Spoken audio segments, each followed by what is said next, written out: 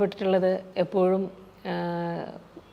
അതേ സെറ്റിലുണ്ടെങ്കിൽ സമയം പോകുന്നതേ അറിയില്ല. എപ്പോഴും ഇങ്ങനെ പഴയ കാര്യങ്ങൾ, പഴയ കഥകൾ, പിന്നെ ഓരോ ആൾക്കാരെക്കുറിച്ച് പറയുമ്പോൾ അവരുടെ കഥകളൊക്കെ പറയുമ്പോൾ നമുക്ക് എന്ത് പറഞ്ഞാലും അദ്ദേഹം എന്ത് പറഞ്ഞാലും നമുക്ക് അത് കേട്ടിരിക്കാൻ ഭയങ്കര കൗതുകമായിരിക്കും. വളരെ ചിരിച്ചുകൊണ്ട് വളരെ കോമഡിയിലൂടെ പറയാൻ രസകരമായ നർമ്മത്തിലൂടെ ഒരാളെക്കുറിച്ച് പറയാൻ കഴിവുള്ളൊരു വ്യക്തി തന്നെയാണ്. എപ്പോഴും ചിരിച്ചുകൊണ്ട് സംസാരിക്കുന്ന, എപ്പോഴും വളരെ സ്നേഹത്തോടെ പെരുമാറുന്ന അദ്ദേഹം എപ്പോഴും ഒരു തീരാനഷ്ടം തന്നെയാണ്.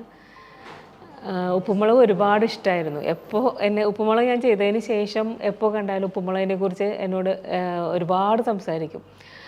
ഉപ്പുമുളകിൻ്റെ ഷൂട്ടിംഗ് രീതികളെക്കുറിച്ച് ചോദിക്കലുണ്ട്. അതുപോലെ വീട്ടിൽ അദ്ദേഹത്തിൻ്റെ ചെറുമക്കൾക്ക് ഒരുപാട് ഇഷ്ടമാണെന്നും വീട്ടിൽ അവരെല്ലാവരും ഉപ്പുമുളക് കാണാറുണ്ടെന്നും ഒക്കെ എന്നോട് എപ്പോൾ കാണുമ്പോഴും സംസാരിക്കുമായിരുന്നു. ഈ അടുത്തും ഞാനൊരു മൂവി അദ്ദേഹത്തിൻ്റെ ഒപ്പം ചെയ്യാൻ എനിക്ക് ഭാഗ്യം കിട്ടി. അപ്പോൾ ജീവിതത്തിലെപ്പോഴും ഒരു തീരാനഷ്ടം തന്നെയാണ് അദ്ദേഹത്തിൻ്റെ മരണം. എനിക്കതുമായിട്ട് കുറച്ച് അടുത്ത പരിചയം കുറച്ചേ ഉള്ളൂ. കാരണം 2-3 ഷോസിൽ നമ്മൾ പങ്കെടുത്തിട്ടുണ്ട്. പിന്നെ അല്ലാതെ നമ്മുടെ ഉപ്പുമുളകിൻ്റെ സെറ്റിനടുത്ത് അദ്ദേഹത്തിൻ്റെ വേറൊരു സിനിമ ഷൂട്ടായിട്ട് ബന്ധപ്പെട്ട് വന്നപ്പോൾ പരിചയപ്പെടാനായി കുറച്ചൊക്കെ സംസാരിക്കാൻ പറ്റി. പക്ഷേ സംസാരിച്ച നിമിഷങ്ങളൊന്നും വളരെ നർമ്മം നിറഞ്ഞ സംഭാഷണങ്ങളായിരുന്നു. ഒരിക്കലും ജീവിതത്തിൽ മറക്കാൻ പറ്റില്ല.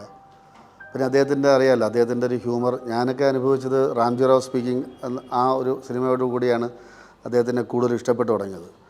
അപ്പോൾ ഞാനും ഈ ഹാസ്യം കൈകാര്യം ചെയ്തുകൊണ്ടിരിക്കുകയാണല്ലോ ഇപ്പോൾ ഈ നമ്മുടെ സിറ്റ്കോം പരിപാടിയിലൊക്കെ. പക്ഷേ അദ്ദേഹത്തിൻ്റെ ഒരു വേറിട്ടൊരു ഹാസ്യ രീതിയാണ്. ഒരു പതിഞ്ഞ താളത്തിൽ തുടങ്ങി വളരെ ജനഹൃദയങ്ങളിലേക്ക് വളരെ ഒഴുകിയെത്തുന്ന ഒരു ഹാസ്യ രീതിയാണ് അദ്ദേഹത്തിൻ്റെ. അദ്ദേഹം ചെയ്യുകയല്ല, ജന്മനായുള്ള സിദ്ധിയാണ്. അദ്ദേഹത്തിൻ്റെ പുസ്തകങ്ങളൊക്കെ വായിച്ചിട്ടുണ്ട്. അപ്പോൾ അതിലൂടെ അറിഞ്ഞ കാര്യങ്ങളൊക്കെയാണ് ഇതൊക്കെ. പക്ഷെ എന്നിരുന്നാലും എന്തായിരുന്നാലും ശരി തന്നെ അദ്ദേഹത്തിൻ്റെ ഒരു വിയോഗം നമുക്ക് മലയാള സിനിമയ്ക്കും വ്യക്തിപരമായിട്ട് എന്നെപ്പോലെ അദ്ദേഹത്തിൻ്റെ സിനിമകളും അദ്ദേഹത്തിൻ്റെ പുസ്തകങ്ങളും വായിച്ച് ആസ്വദിക്കുന്ന ഒരാളെന്ന രീതിയിലും ഒരു തീരാ